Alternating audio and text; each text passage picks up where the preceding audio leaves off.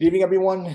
Thank you for our sustainability committee members who are here tonight, and for those who are not here, as well as thank you for the public who'll be watching this later for our October 2023 sustainability meeting. And I will turn it over to our chair, Bridget Dix. Hi, everyone. Okay, so, oh, I have so many windows open, I just lost the agenda. Okay, here it is. Okay, so we did the butterfly garden cleanup, which we cleaned it up and we planted new plants. So we planted quite a few new plants. Hopefully we can do even more later. I'm trying, I don't know if anybody had a chance to see it since we've kind of refreshed it.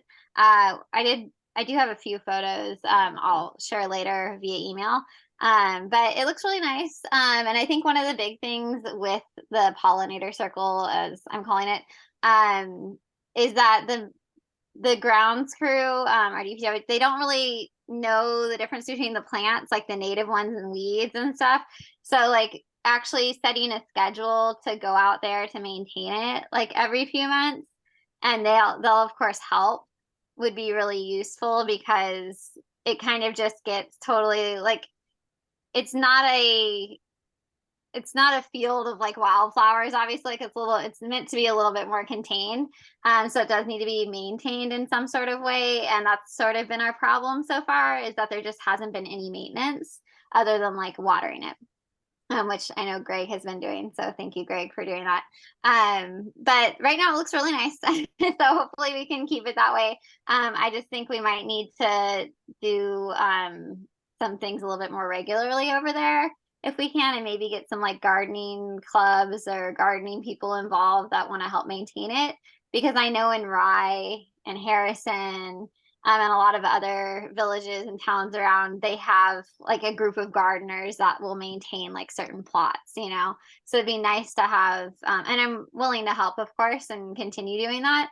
But it'd be nice to have like a group of people interested in gardening to like help maintain the spot and make it look really nice, because it is right in front of Village Hall. So it could be like a really beautiful statement, you know, and a space where people can learn more about pollinator gardens, as long as it looks nice. I don't think we'll convince anybody if it just looks like it's like all dead and overgrown. And it doesn't have to be perfect by any means. You know, that's part of like leaving things more wild. But I think there were a lot of weeds happening, like weeds as in like invasive species, not native species, that were like popping up that needed to be pulled. Like there was like some vines that were popping up, and all sorts of other things. So, you know, even just taking that sort of stuff out. But yeah, it looks nice now. So if you guys do get a chance to see it, I think I think some things are still blooming. Greg, has it been growing in pretty well, Greg? I know you see it every day practically. So Yeah, I mean, I would consider my eye to be the untrained eye. It appears to be okay as of now. I definitely okay. suggest that everyone, I mean, all of you guys come and take a look when you can. And I mean, we've been lucky. Well, again, the rain has been a bummer on the weekends, which has put a damper in some of our events that we've been doing over the village. But at least the one benefit for in terms of rain is that it at least has given the butterfly garden to get this decent significant amount of water. Of course, I will get out there as much as I can to water, but as Bridget said, I mean, we definitely will need volunteers to help man it, because of course I can't get out there every single day to water it. It's not that it should be watered every single day, but I will do as much as I can. But I definitely want to see it last. I mean, last time when we did this a year ago, we did it during the summer. Unfortunately, we had a month of no rain, and the heat killed half the plants. I mean, that wasn't just our garden, but pretty much anyone who had a garden out during that time. So that was what honestly the main impetus to do it in the fall, so we could try to avoid some of that. So I mean, I'll float some ideas also too with the Chris Bradbury, the village administrator. Maybe we can have like some student volunteers as well. Like any students need service hours, and a lot of anybody can maybe need some hours as to applying for college or any other organizations maybe be a part of. That's something that I'll also look into, so that way we can keep that thing looking as fresh as possible. And I think this also, as far as I know, we've talked about creating more of these gardens, which I would, of course, love to do. That would be amazing. But I think it's like we have to make the first one great and amazing, and then we move on to the second, and then we move on to the third. So this is like the beginning. So hopefully we can like get this started the right way and get it maintained. And then with the group of people, we can grow it even bigger and do more pollinator gardens, which I know a lot of people want to see. It's just like I mentioned last time, it's the maintenance that's really hard with those because you don't just put them in the ground and then you're like, okay, because we don't have like a field that we can do that with. That's just like, okay, let's leave it alone. We have these smaller, more manicured spaces, which presents the issue of that maintenance. So that's pretty much that. But yeah, if you guys are at Village Hall, of course, stop by, check it out, and then let us know how it's going there because I don't get by there every day. I know some of you guys like compost and stuff over there. So, did anybody else have like comments or questions? Otherwise, I will hand it over to Greg because I think the next one's more up your alley with the cleanup. Sure. So before I just continue, does anybody have any questions about it before we move on to that? Okay. So yeah, I mean, I've sent emails and notifications about the cleanup that we do every single year in Bowman Avenue. It's cleaning on the 21st from 9 a.m. to 11 a.m. So nice to know it's early, but it's also early so that way it's done, then everybody can enjoy their Saturday. Of course, the more hands we have, the quicker it's going to get done. I mean, last year it was Bridget, myself, and then we had on Roots and Shoots. Students actually really helped save us in that one. I mean, it was in November, it was very cold, but the town made sure we wanted to work hard to make sure that we didn't run into that situation again. So we make sure now we're scheduling it for October 21st, provided that the rain doesn't come, because this Saturday we're getting rain, and last Saturday we did too. So let's hopefully we don't have another weekend of rain. But yes, I mean, we'll be picking up garbage on that road where we close it down. The police department helps with that. Also with traffic control, so we can do it safely. But that road always tends to have a lot of trash. Every time again, it's only me my second year, but just speaking with Alex, for every year there appears to be more than enough to pick up and take out from that area. And it's a part of the town sponsored events. I know that Portchester, the town of Rye, the city of Rye, and Mamaroneck also do their own thing. I know they were supposed to do something tomorrow. A couple of the municipalities, it was kind of like a split event, but we're now all doing it the 21st because of the expected weather we're having on Saturday. But again, if you guys can make it, great. If you can't, no big deal. But again, the more hands we have for these things, the quicker those will go. Then everybody can get out of there and enjoy the rest of their day. And everything will be supplied to us. So we'll just we'll have garbage grabbers, garbage bags, gloves, safety vests. So and if you want to bring your own stuff like gloves, your own garbage grabbers if you can. But I coordinate with our DPW personnel just to make sure that we have what we need for the event. And if Bridget, you had a question, I'll answer. Yeah, so I guess my question was, which I'm sure you're already on this and doing it. Are we advertising to the one office building there? I forget, it's like 800 Westchester Ave, the big one, like the. Yeah, so that's fine. Yep, I I will know we've definitely. had people from there come before that have volunteered when they saw it like posted in their community. The flyers just released, so I'm gonna definitely happily do that. I mean, they are aware of it because I spoke to them. So that way the police can use their private road to direct traffic, because I know I've done it before. I'm sure a lot of you on this call, a lot of residents have done it, but that road right behind Andrew Westchester is actually a private road owned by them. But they've been nice enough every single year to allow our police department to direct traffic that way. So that way we're not just completely blocking off that way of egress entirely. But I will definitely speak to them and ask if any volunteers that they have want to come. They're more than welcome to do so. Okay, great. And I'll once I get the poster, I'll share it via all of our social media too. And also, as far as I'm sure like the high schools are getting the posters and everybody else too. Okay, perfect. Yeah, so but Solana, Roots and Shoots can come again. That'd be great. I know Yeah, Sheila. I did talk to the club about that, and I think a few of us are definitely coming. And I know we also have like a new environmental class, and I'm sure some people from there would also think it's interesting too and probably show up. And if anyone needs service hours too, I don't know if you or any of your friends, and a lot of you are applying to school right now and you need the service hours. So anybody who does need service hours, I can sign off on them. Okay, I'll definitely make sure to tell them that. And it's actually, this is going to happen the same day as the seed swap. Again, last time it also happened the same day, but there's a time difference now where Greg, right, the cleanup is happening like morning, and then we're doing the seed swap later in the day. So they actually don't overlap really this time.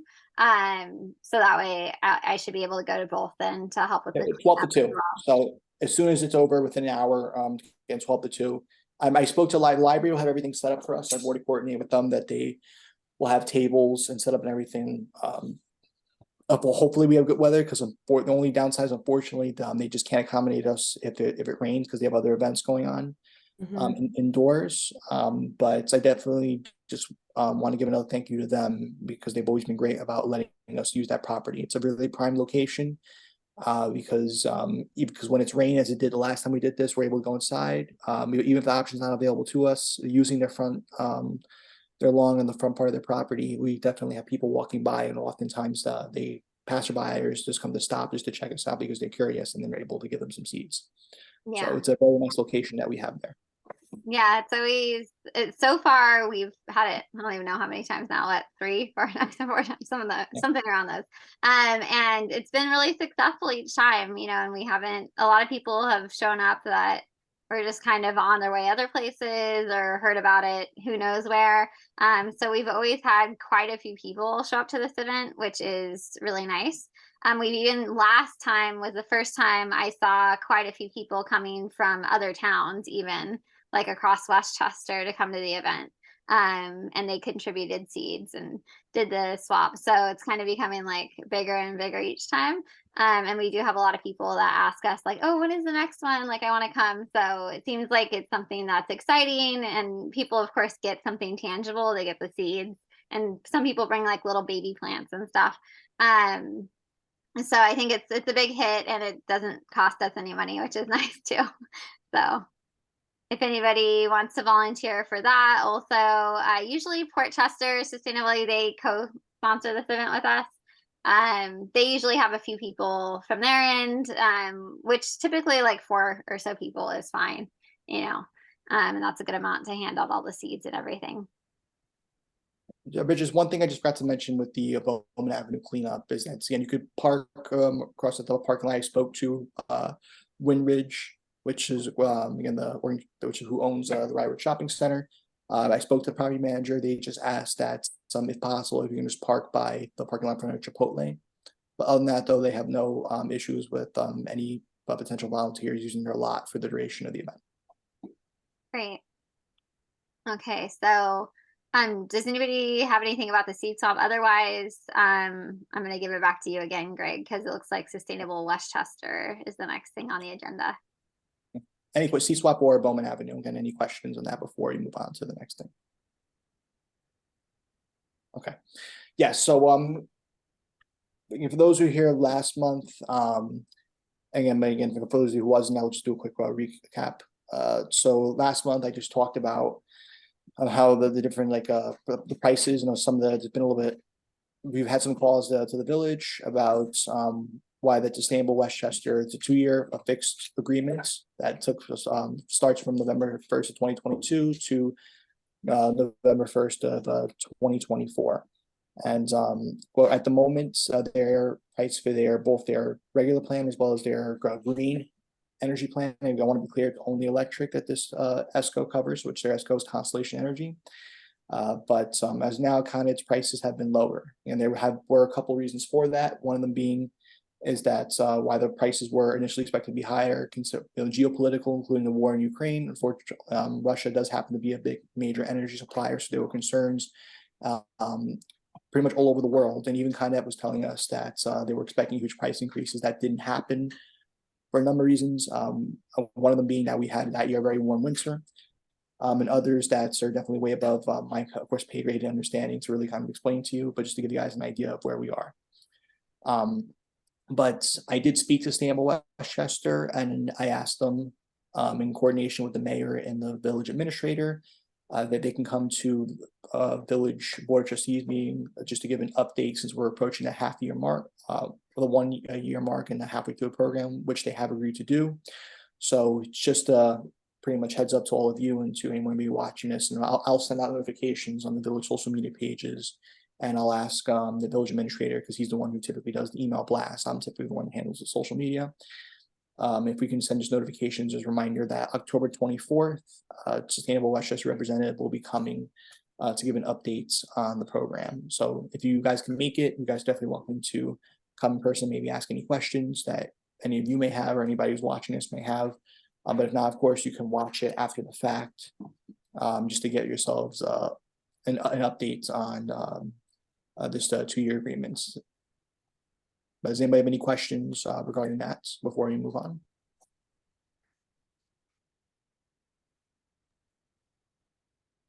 Nope. Okay. So that was the last thing on the official agenda. One thing I wanted to mention, and as Greg told me earlier, you know, this is not, nothing is set, like nothing has been discussed yet with the village board or the trustees. But I was speaking with Catherine, who some of you guys know, who used to be the chair of the committee, and she wanted to do something to, you know, in memoriam of Ashley. And we talked about ideas. Her initial idea was a butterfly garden, which, as you know, is a lot of maintenance, as we talked about. So we got to the idea of maybe an oak tree with a bench at the park. She is willing to raise all the money for this, if we can get it approved, hopefully. So wanted to I run it. love the idea. Yeah, so I thought it might be a good idea. Yeah. In what park were you discussing, Bridget? Just now? No, it would be the one, I'm forgetting, I am blanking. Harkness? Yeah, it'd be, yep, Harkness Park. So it would be, you know, where we were kind of thinking about putting the butterfly garden before the old butterfly garden that we were gonna renovate. It would be, or Pine Ridge, sorry, Pine Ridge, not Harkness. Pine Ridge.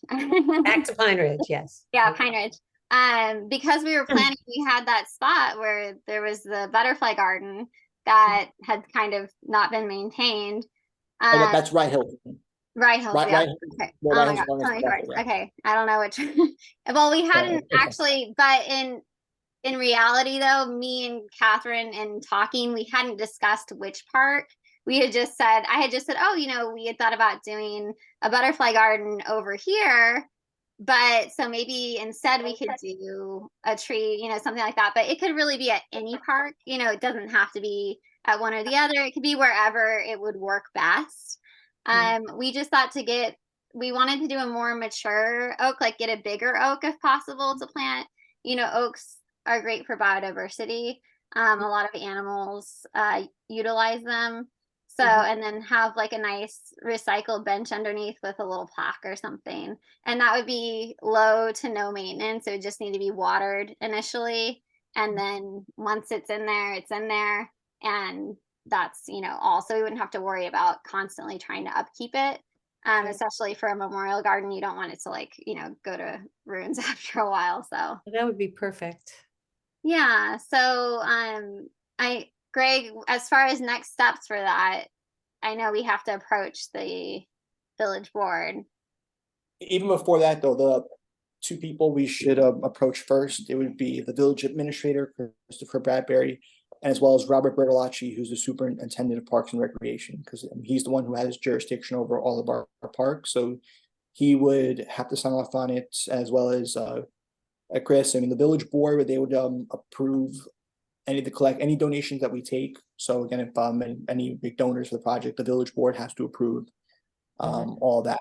And then we should also loop in Paul Vinci, who we met because he's our DPW foreman. Because again, I'm sure he would be helping out potentially with labor if need be, as well as Michael Nowak is our tree arborist. So, as well as our superintendent of public works, who most of you have probably dealt with in one way, shape, or form.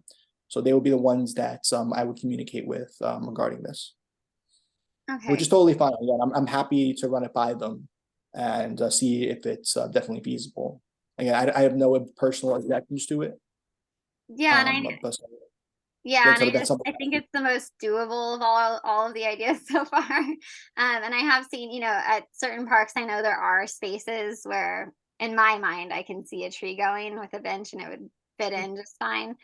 So hopefully that's the case, but we can definitely let you know how that goes and what develops. And as far as what Catherine does, if she starts a fundraiser, I can share that with you guys via email if it's before the next meeting. But I know I wanted to discuss this at this meeting. That way I could tell her what's going on. And you know, hopefully, I don't think she wanted to raise any money until she knew that like the idea was approved, you know, and that we have this space to put it in, obviously.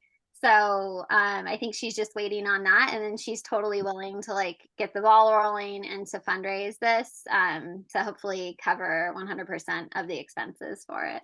It won't be hard to fundraise for this. And maybe something we can think of in the meantime is what we would want to put on the plaque. You know, because it would be something that would be from us, you know, so Okay. and from the community. So maybe like we could think of something to say on there. Well, she was certainly an environmental advocate, so it should be something along those lines, environmental champion. Yeah. Definitely. And if there's Okay, well, any Sure. concrete help you need on that, we're definitely here. So please delegate any tasks or any support needed. Mhm. Okay, perfect. And I'll keep you guys informed of whatever is going on with that. And I'll also let Catherine know that if any help is needed, that you guys have offered to help. And we can connect to, you know, obviously she used to be the chair of the sustainability committee, so she's used to be very involved with this too. So I will kind of connect all of us with her. So if anybody wants to volunteer to do anything that's needed, you definitely can. That'd be great.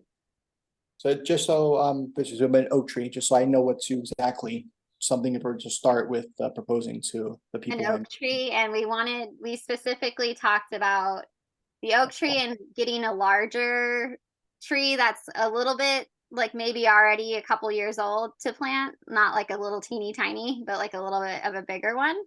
If possible, it all depends on how much money we would raise, how big of a tree could be planted.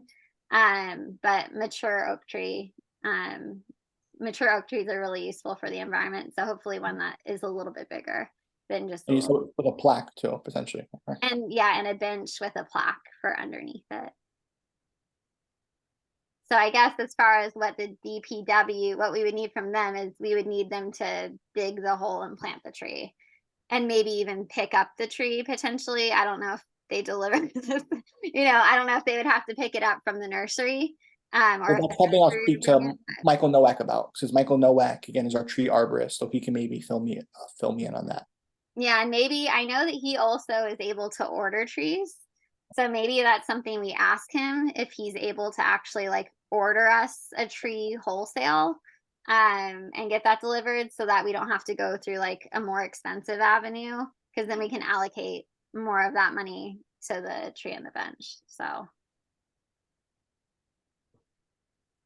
Okay, so I have something to start with, and if need be, Bridget, I will connect back with you and as well as Catherine. Maybe you can get a meeting with all those I mentioned. Or at yeah, least definitely. yes, yeah, and then we can just kind of go from there to see how feasible this is. Definitely. Okay, well, that was all that was on the agenda for tonight. I don't know if anybody else has. I have just a quick question Sure. that Bridget, you might be able to answer. You were the first one that mentioned in one of our meetings about the lantern flies. Mhm. And I wondered, because they're all over, as you said they would be. Have Mhm. they done any environmental damage, and what kind of damage would we expect to see from them? So with the lantern flies, I actually have a trap on one of my trees right now. So I did want to share the kind of trap that is actually the most environmentally friendly with you guys that can be Yes. purchased. A lot of times if you search on Amazon, you'll see these sticky sheet traps, which are actually like not good. They trap a lot of animals on them because of course it's just like the sticky sheet. They usually don't sell the covers with them to prevent like birds and other wildlife from getting stuck. But they make these other kind of net sort of traps that they go into like a little bag. And that way you're really targeting just the lantern flies. As far as the environmental impact, from what I've read recently, I think they thought it was going to be worse than it is. Now there are a lot of lantern flies. So that's not the issue. It's just that they thought there would be no predators, but it turns out that they're actually the birds are eating them, the wasps are, like they do have some predators, and they haven't. The devastation has not been as horrible as they thought it would be. Now they still, of course, have a negative impact.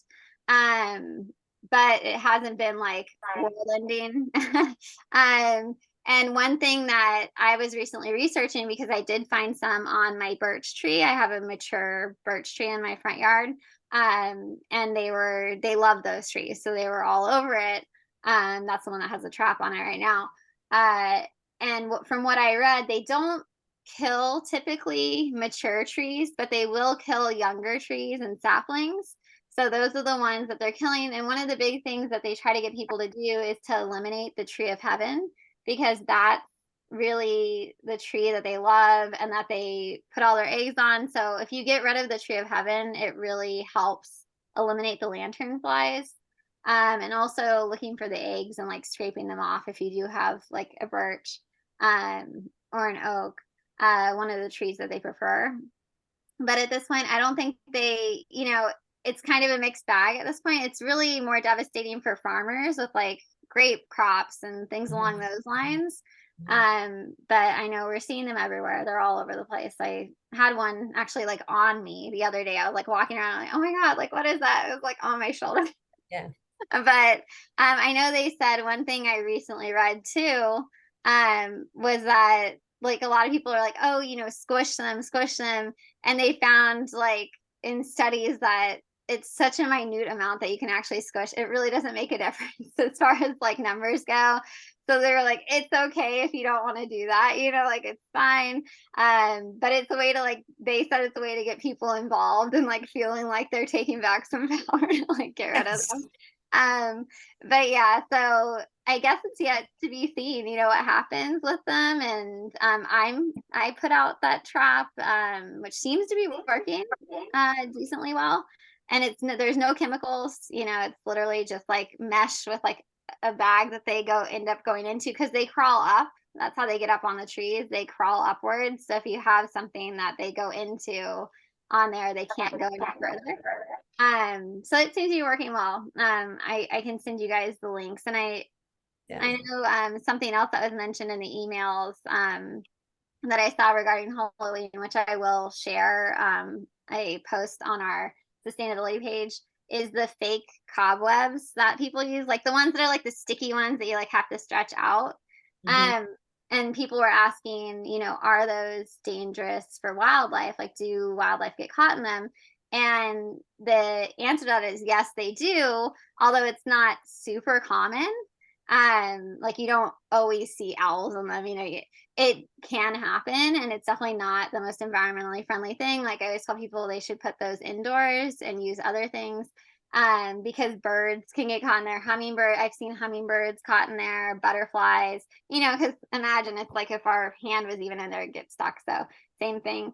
But I'll definitely share that on our sustainability page as well, so that other people know. Thanks, Bridget. I knew you knew that stuff. Just one thing I also wanted to mention though too, because just as a reminder, guys, this week kicked off the beginning of leaf season. So again, our highway crew, our DPW personnel, they come around with their truck. On our website, I know I've made, I know some of you, for those of you on the residence page, I think pretty much all of you are, as well as on the main page, I've actually personally made posts regarding the link to our website that are a note that our superintendent of public works wrote. So please read that message in terms of how to stack your leaves outside and communicate with your contractor if you have somebody doing that for you. But again, that has begun as of this Tuesday. And especially as we're in the peak season, typically, again, things may change about once every 3 weeks. Expect a truck as of now to come to your house once they come the first time. Okay. Sounds good. And we can definitely do, hopefully at the seed swap, we usually try to talk about leaves too. And like, leaving the leaves, mulching them, composting them, and, using them in your flower beds. So hopefully. Bridget, I have leftover sleeves though too from the birthday. Do you want those? Yeah, that'd be great. Sounds good. I'll bring them then. Yeah, I think we bought like 500 or something, so we probably have a lot. We have plenty left over. Yeah, great. That'd be perfect. Okay, well, that's it. If anybody wants to add anything, feel free. Otherwise, I think the meeting is adjourned. Thank you. Thanks Thank so you. much, you guys. Thank you. See you. Have a good night. You too. Bye, Greg.